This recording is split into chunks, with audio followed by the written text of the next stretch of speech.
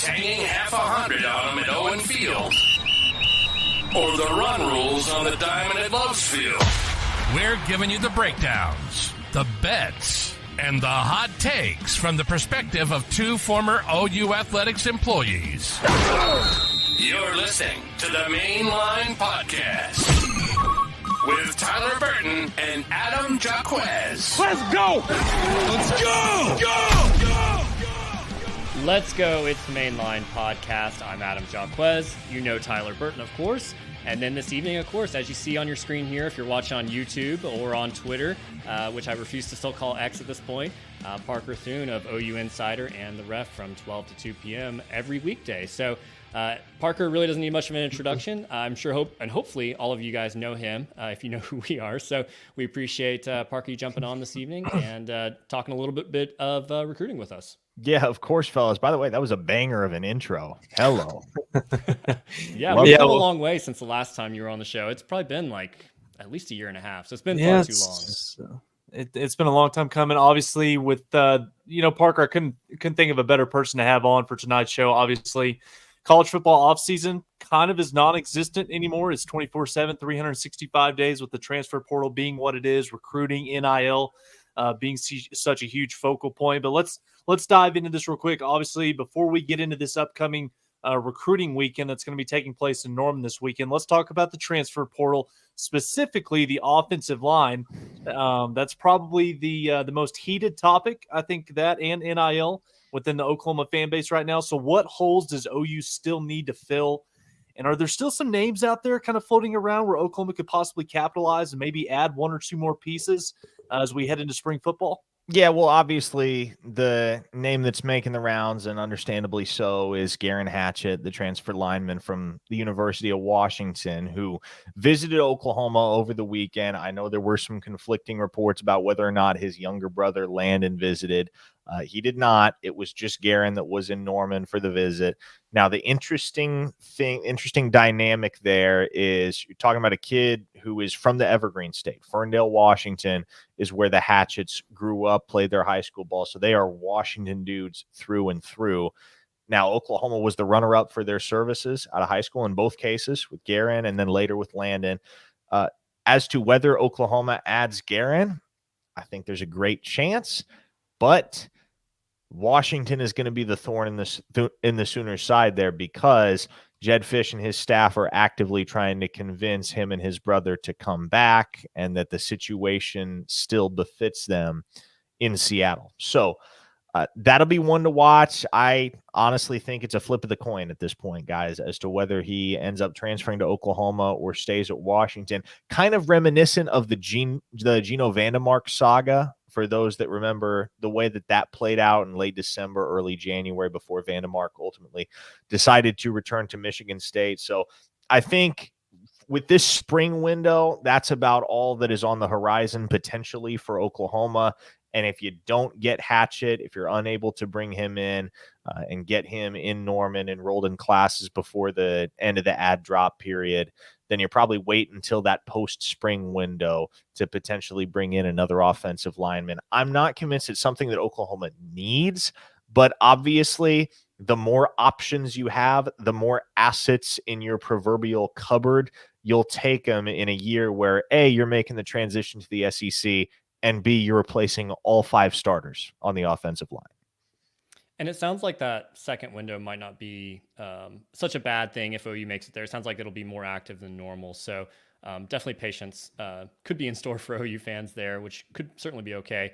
I want to ask you about the big recruiting weekend that's coming up here, and I'll throw up some of the list of guys that are planning to be in Norman. I know this is kind of an ever-evolving list of guys here that, who knows what with recruits they could bail at the last second, or it's new guys could be added at any moment. But there are some big names that are coming to Norman. What you're seeing on the screen here, if you're watching with us on YouTube, is just the defensive recruits. So we'll take a look at some of the offensive guys here in a second. But Parker, there's a guy that is from an area that you're very well familiar with, and Zach Alley's going to have the opportunity. Probably one of the first recruits that he'll really see in person there is Christian Jones, the top 50 linebacker out of Omaha, Nebraska. I believe this is his first visit to OU. But how realistic are the chances that OU can maybe be a contender there with the in-state Huskers that seem to be the favorite. Yeah, well, I will say this, fellas. It's actually not his first visit to OU. He's been down before twice, I want to say, most recently for a camp over the summer. So he is familiar with Norman, familiar with Oklahoma. He had been recruited previously by Ted Roof for about 10 months. I want to say it was mid-March of last year that he picked up the OU offer. But to answer your question, yes, I think OU has a good shot there. The question is going to become, do you feel confident enough about where you stand with that kid in order to kind of put some of your other linebacker targets on the back burner? Because one thing I can tell you definitively about Christian Jones is that unless he has some sort of drastic change of heart, he is not committing before October at the absolute earliest. So this is one that is going to go down close to National Signing Day. At least that is his plan for the time being. And the Sooners only have one spot left to recruit to at linebacker. So, yes, Christian Jones is obviously one of the nation's best. We at Rivals have him ranked number 50 overall, number 6 among linebackers in the 2025 class. But that timeline is going to become an issue, especially with so much of OU's class already committed. I have said before, I will say it again, I expect that this class is going to be somewhere between 20 and 22. We're not dealing with nearly as many takes as we have the last couple of classes at Oklahoma. It's going to be a smaller group. You have 9 commits already. Christian Jones likes Oklahoma. He likes Washington quite a bit. I'm actually not convinced the in-state program is the leader right now. I know a lot of the predictions favor Nebraska, but the one thing about Christian Jones that stands out more than anything else, and anybody who gets to know him, anybody that even sits down to have a conversation with him will immediately find out that kid hates losing, hates it, can't stand it. And so Nebraska is going to have to turn it around in 2024. They're going to have to win football games and win a bunch of them in order to have the same appeal in Christian Jones' eyes as some of the other top schools that are recruiting him. That also includes Notre Dame. The Fighting Irish have a couple of connections to his area and even to his own coaching staff. His head coach at Westside, Paul Lamongi, has sent at least one player off the top of my head, that being Xavier Watts, to Notre Dame in the past. So there are some strong connections there. That's another school that I'm kind of watching for Christian Jones. But I would say in my mind right now, based on what I know of that recruitment, the top 2, and not necessarily in this order, are Washington and Oklahoma. Another big question is whether Alabama comes along with an offer to the blue chipper, because obviously that whole Washington staff, well, not the whole staff, but a majority of the staff just uprooted and headed down to Tuscaloosa. Parker, staying on that side of the football, so much has been made about the 2024 defensive line haul that Todd Bates and Miguel Chavis brought in, the power line, and rightfully so. But, Parker, Oklahoma fans out there are already saying, yeah, that was great, but okay, so what's next? So when it comes to the defensive front of the 2025 class, I know that Max Granville is a name that's got a lot of buzz around it right now. Oklahoma's already got the commitment from Kamori Moore out of Lee Summit North, but give us a guy or two that Oklahoma fans maybe need to be paying a little bit more attention to as we head into spring and into the summer camps. Yeah, well, I would say don't forget about your current commits if you're an Oklahoma fan, because both Kamari Moore and Alex Shieldnight, I mean, those two guys are guys that I have seen in person multiple times at this point, and believe me, they are all that and then some. Those are 2 blue chip caliber talents. They're only 3 stars for the moment, but don't be fooled by that 3-star label. You watch them in person or even on film, you immediately see 2 disruptive dudes that have motors that simply do not run out. They can go forever, and they do go forever. And they are 2, even before they were committed to Oklahoma, I would have said this. In the class of 2025, they are 2 of the most fun defensive linemen you can possibly hope to watch, because it feels like they're involved on pretty much every play, whether directly or indirectly. So don't disregard those guys just because they're already in the boat. Those are 2 guys to be very thankful for if you're an Oklahoma fan, especially with how willing they were to get the recruitment process over with early and commit to the Sooners. Now, just dropped a note over at OUInsider.com for members, which if you're not a member over there, it's a great place to be this time of year as things heat up on the recruiting trail. A guy that I would watch in the 2025 class is 3-star edge Smith Orogbo out of the Houston area. He has long been a target for schools like Texas Tech, Nebraska, Baylor, etc. Oklahoma just offered him yesterday.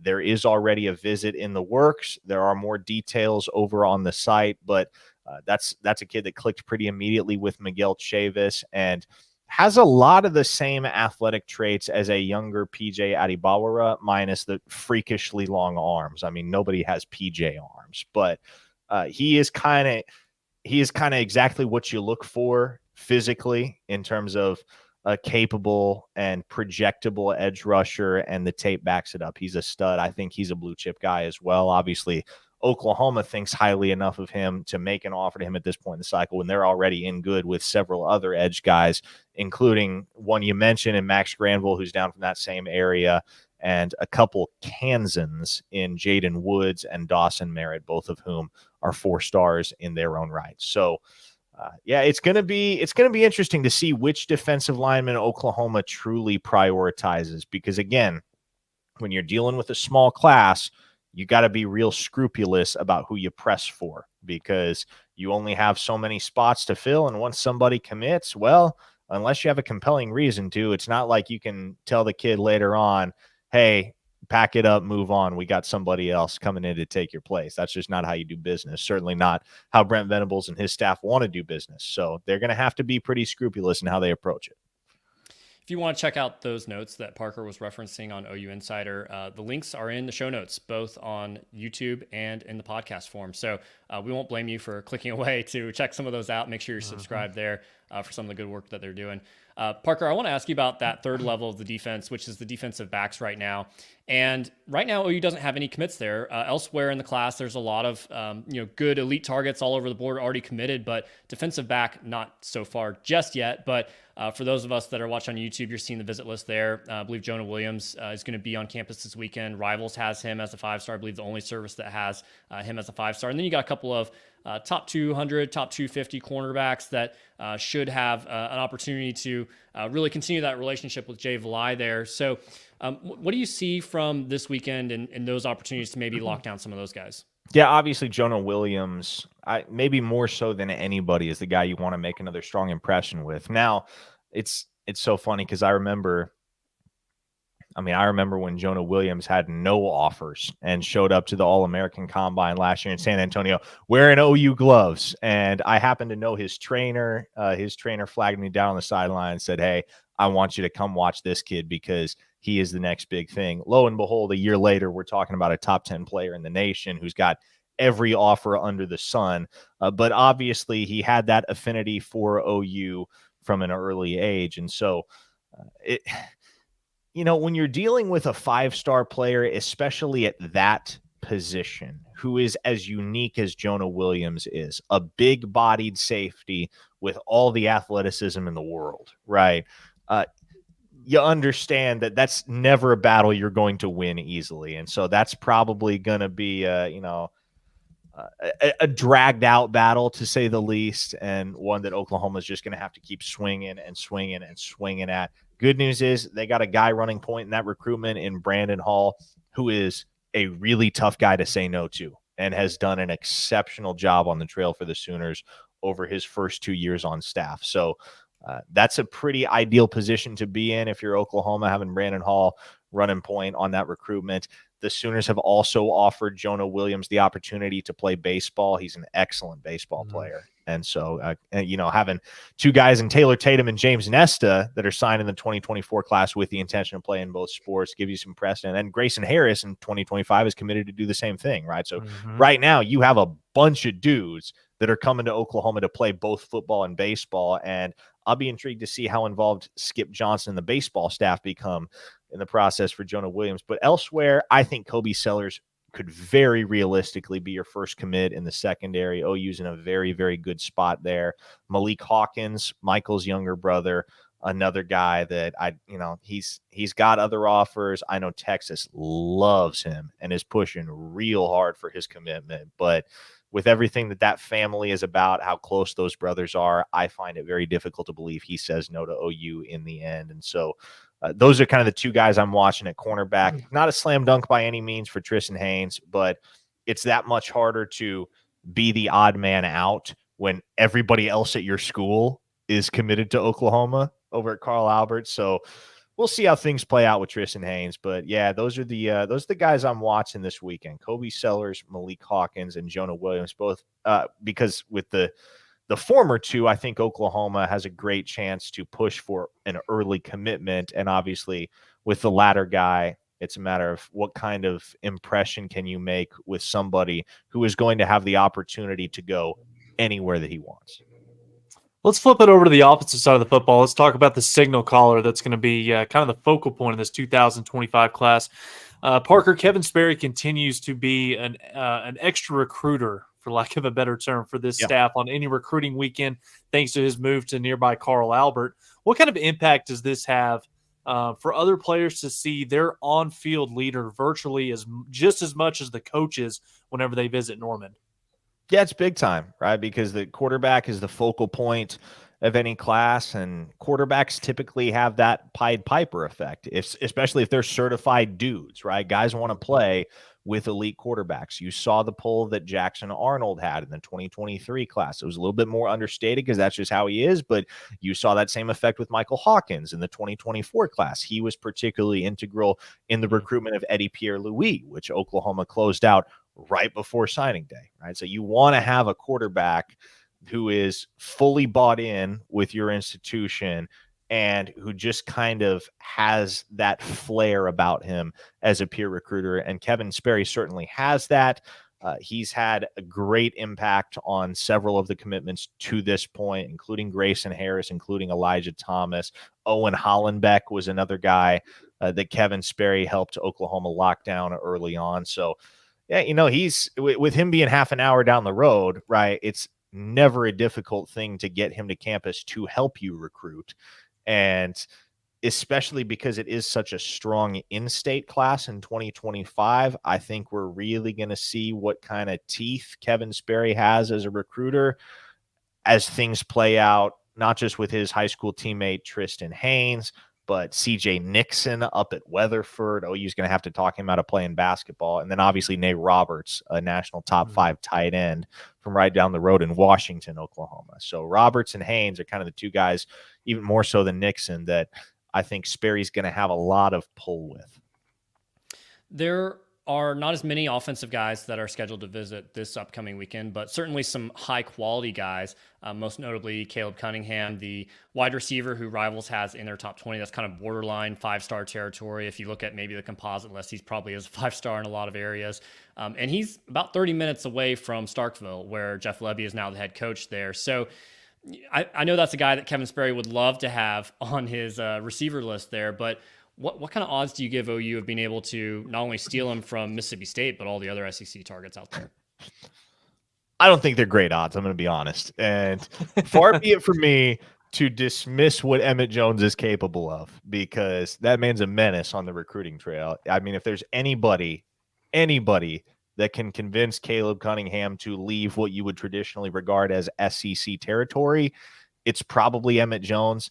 But even so, I think he's going to have a real hard time pulling Caleb Cunningham out of that vicinity.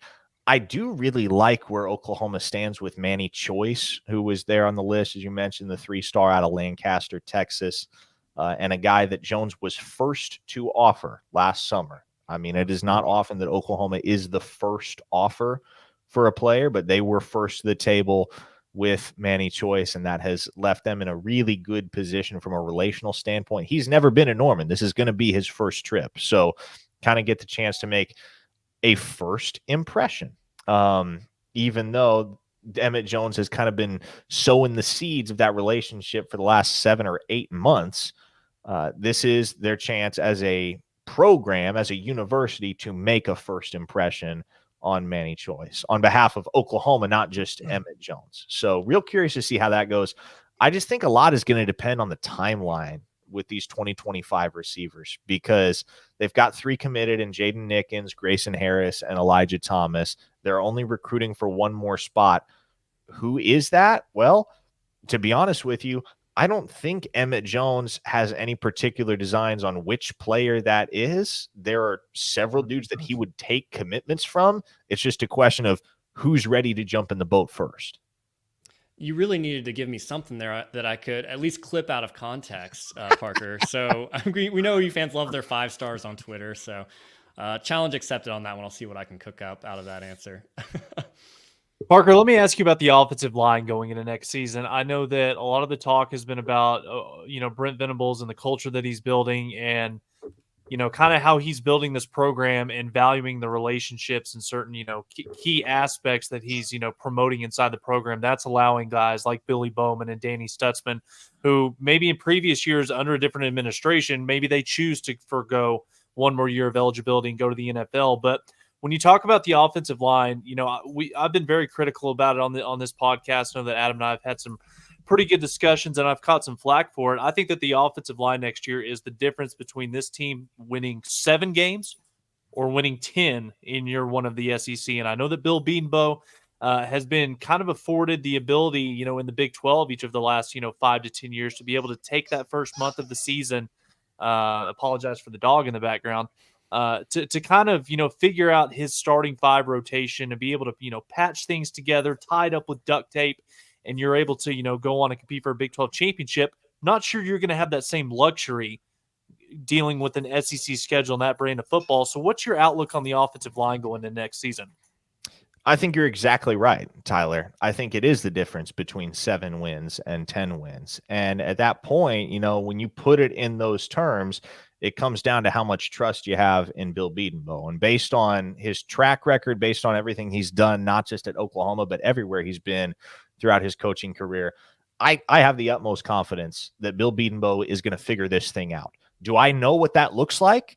No. Does he know what that looks like? Probably not, at least until they get on the field for spring ball. But there's a reason why NFL scouts and top evaluators and everybody whose opinion in the football community carries a lot of weight regard Bill Bedenbaugh as one of the best offensive line coaches in the country, if not the best. And it's because he's consistently turned water into wine. And this is not the first year. This is not the first time, even at Oklahoma, that Bill Bedenbaugh has gone into a particular spring practice session with less clarity than would be ideal as to who his starting 5 is going to be.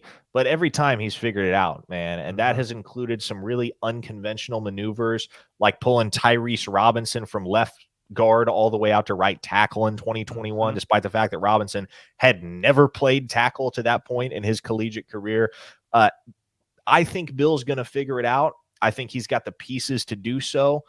But I also think that you hit the nail on the head. I think you're spot on.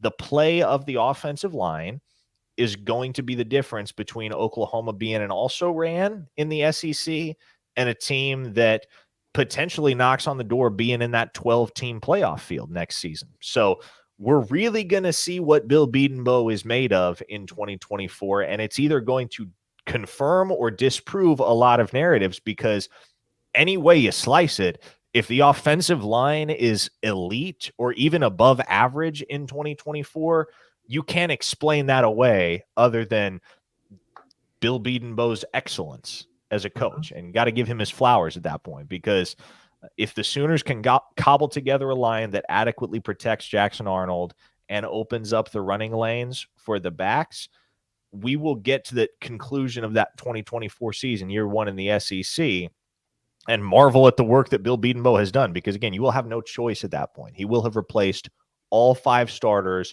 amidst a transition from the Big 12 to the SEC. So Bill Bedenbaugh already makes good money as the offensive line coach at the University of Oklahoma, but if the Sooners can dominate up front in the offensive trenches this season, give that man a hefty raise, because he's earned it. Parker, I'm sure you're going to get these messages probably starting at like 10 p.m. Saturday night. Where are all the commits? Why haven't we had any yet? So here's your opportunity to get ahead of it. Like, in the world of Twitter edits, timelines are different than they were even like 5 years ago. So what does success look like for OU this weekend?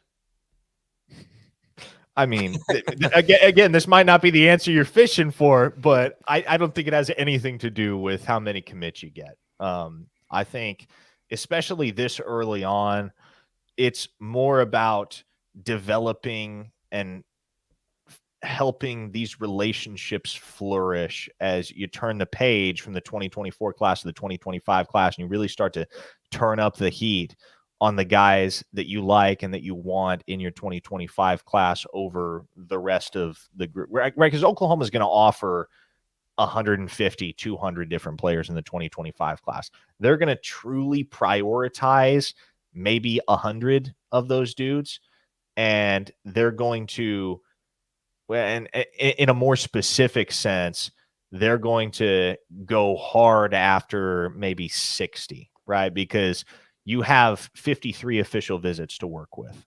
And so you have 9 commits in the boat right now. Those are 9 spots you don't have to worry about. The Sooners are looking for 10 to 12, maybe 13 more. And so I don't think the Oklahoma staff is going to be pressing for any commitments this weekend. I don't think that's what they want. I think at this point in the cycle, you just want to get a better idea of who's actually serious about your university. It's going to be your first opportunity to actually lay eyes on some of these guys and see what they look like physically, which is going to tell you a lot about how much you want to invest in them. And so, again, I don't think success this weekend has anything to do with the number of commitments that you get.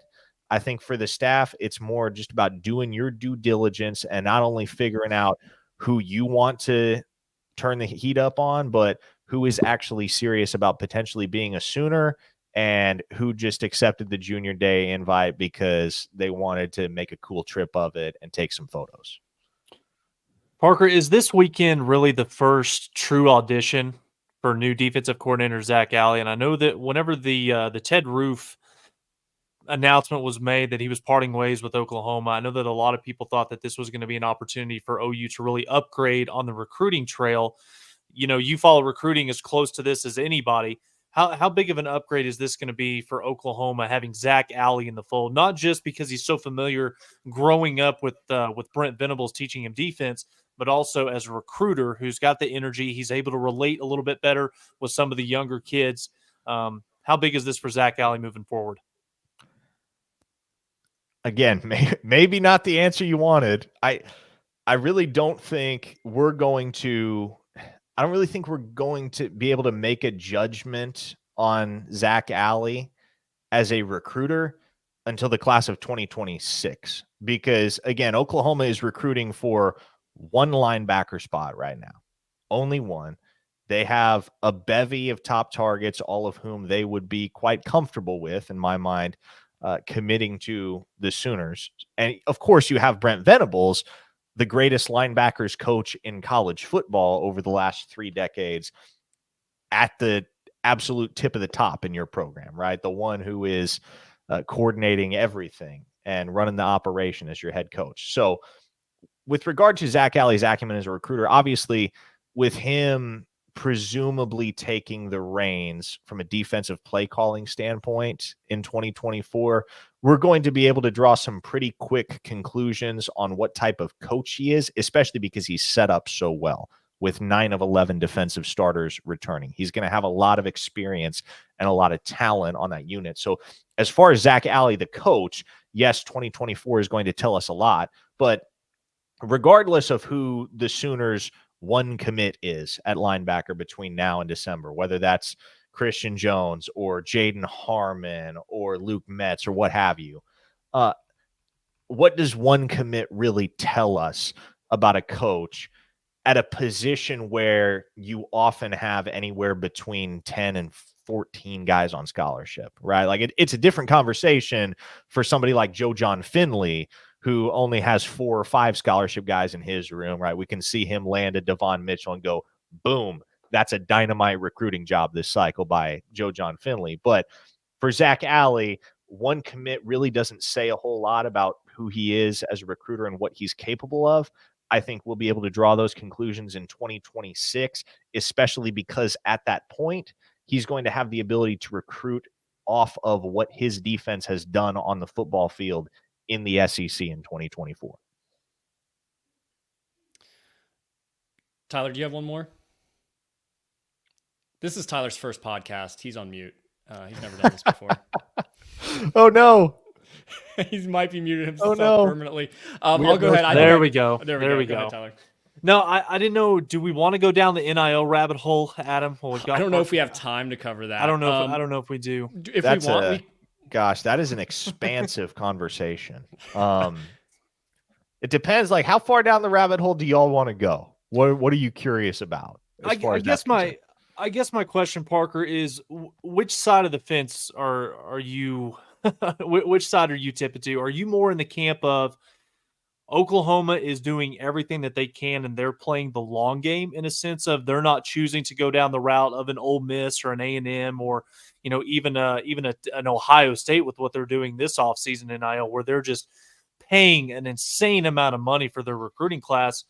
Do you think that Oklahoma is doing themselves a disservice by choosing to kind of pull the reins back a little bit? We'll see how this plays out. We'll see if NIL is something that ends up becoming regulated, because me personally, I don't think it's sustainable what some of these programs are doing, spending the type of money that they are. Texas A&M has proved over the last 3 years that that's something that's not attainable. You can spend all the money that you want bringing in top tier talent, but it doesn't always equate to a championship if you've got other deficiencies inside your program. So where do you think OU is sitting right now? Do you think they're in good shape, or do you think that we might want to see this program kind of get a little bit more aggressive as far as spending habits go now that they find themselves in the SEC? Is Oklahoma doing everything they can? No, but that doesn't mean they're not doing everything they should. And I think that's where you got to draw the distinction, right? Because I'll tell you this much, like in terms of sheer spending capacity, Oklahoma has a lot of it, right? Oklahoma could, if we're just talking about sheer feasibility, they could afford to go toe-to-toe with the Tennessees and Ole Misses and Texas A&Ms and Miamis and Oregons of the NIL space, right? They could afford to be a heavy hitter, but at what cost, right? Because the only empirical data that we have on buying recruiting classes and buying players via the transfer portal, the only data that we have in that regard suggests that it's not worth it, because no program that has done that, no program that has espoused that philosophy has competed for championships. And in fact, at Texas A&M, it got Jimbo Fisher fired.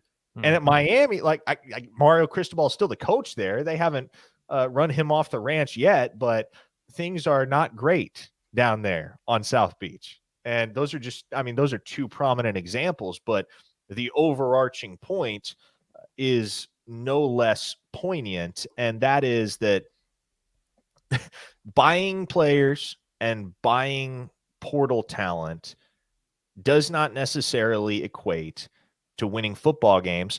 I agree, Tyler, it's not sustainable for the programs that are doing it, because the market will inevitably correct itself, right? We're never going to see, we may years and years down the line, but in the immediate future, we're not going to see a quarterback get a $13 million promise from a university the way that Jaden Rashada did from Florida last year, especially if you're paying attention to the news cycle right now and you know how that whole saga ended for the University of Florida.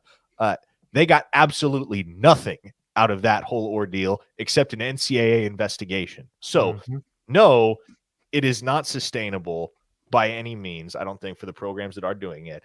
I think the market will correct itself.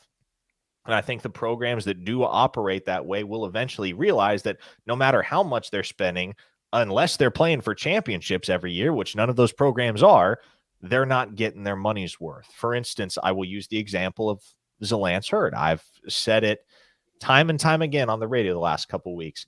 If fans understood how much money was on the table for Zalance Hurd at Tennessee, their immediate conclusion would be, yeah, there's no way Oklahoma or anybody else should be paying that much for an offensive lineman with one career start. And granted, he was a 5-star recruit, right? Really bright future, undeniable.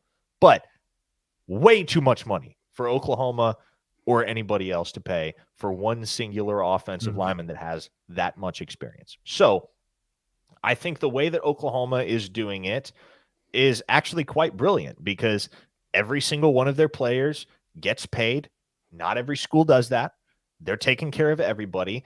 And they're taking care of everybody commensurate with what they've done on the football field, right? Obviously, guys like Danny Stutzman and Billy Bowman are getting paid more than one of the third teamers on the offensive line, but everybody's getting paid, right? They're making sure that everyone's taken care of, and they're making sure that the dudes that are moving the needle most for the football program are getting rewarded and then some. So I actually like the way that Oklahoma operates NIL. I have no major qualms with it.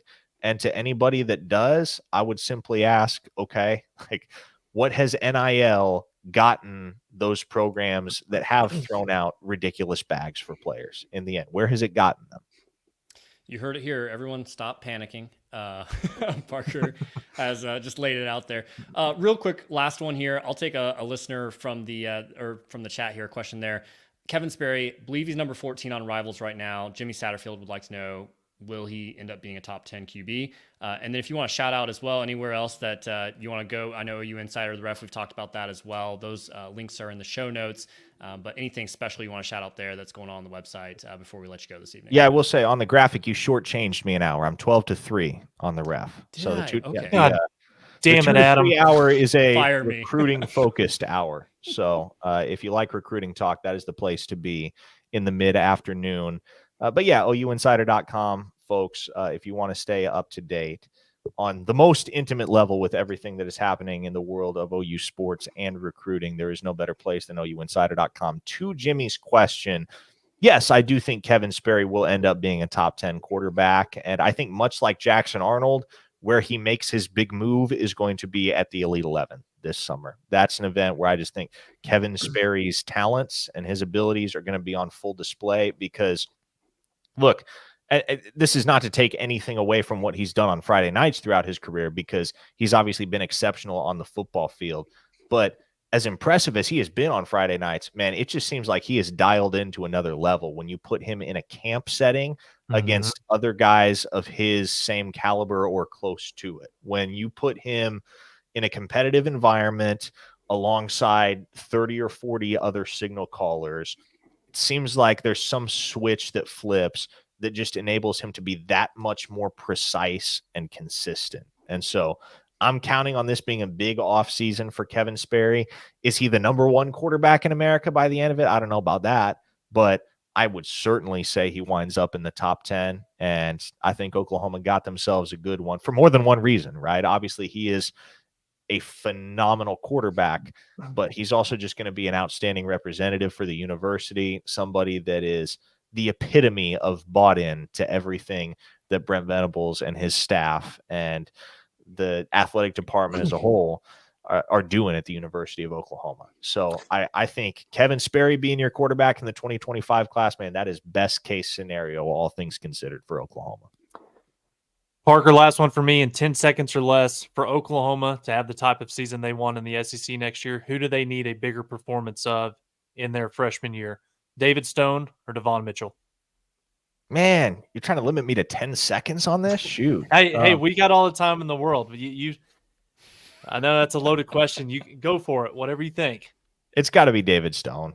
And look, I think Devon Mitchell is going to be a day one contributor, but I think the best way I can put it is I think elite tight end play is a luxury in the Oklahoma offense, i.e., I think the offense can fire on all cylinders with or without elite tight end play. Like that's almost the difference between a top 5 offense nationally and a top 3 offense nationally. And so I think in terms of the guy that has the greater opportunity to substantially raise the bar for Oklahoma on their side of the football, I think the answer is David Stone. And I am counting on him being a major rotational piece, if not a starter for Oklahoma as a true freshman, because he's just cut different. And anybody who's watched him, anybody except for Bobby Burton, I suppose, anybody will tell you that he is somebody that can turn it up, crank it up a notch, and You put the pads on him, he is an absolute monster. And I am not counting on that changing when he straps on the Crimson and Cream in Norman, Oklahoma, and joins the Sooner fraternity on the defensive line. I think he is going to be an all-conference dude, at minimum, all-American type dude. That's easily the ceiling for David Stone by the time he's done in Norman. And certainly the type that is going to have an immediate impact, I think, for Oklahoma in year one in the SEC because of what they have right now in that defensive tackle room. Yeah, Dejon Terry was great in 2023. Yeah, you got solid plays here and there from Grayson Halton and Jacob Lacey, but you want to have more than 3 guys that you can count on. And so if David Stone and Jayton Jackson can come along and be instant impact dudes in that defensive tackle room, man, it's just going to make Oklahoma's defense all the more stout. And they're going to need contributions. They're going to need strong play at all 3 levels in 2024 to get where they want to go in the SEC. Parker, we know you got to run, so we appreciate you jumping on with us. We'll have to do this again soon, and we promise to update the photo next time to make sure everything's correct there. So love that. Thanks so much, Parker. We appreciate that, and we appreciate everyone for joining us this evening, and we will see you next week for the next Main Line.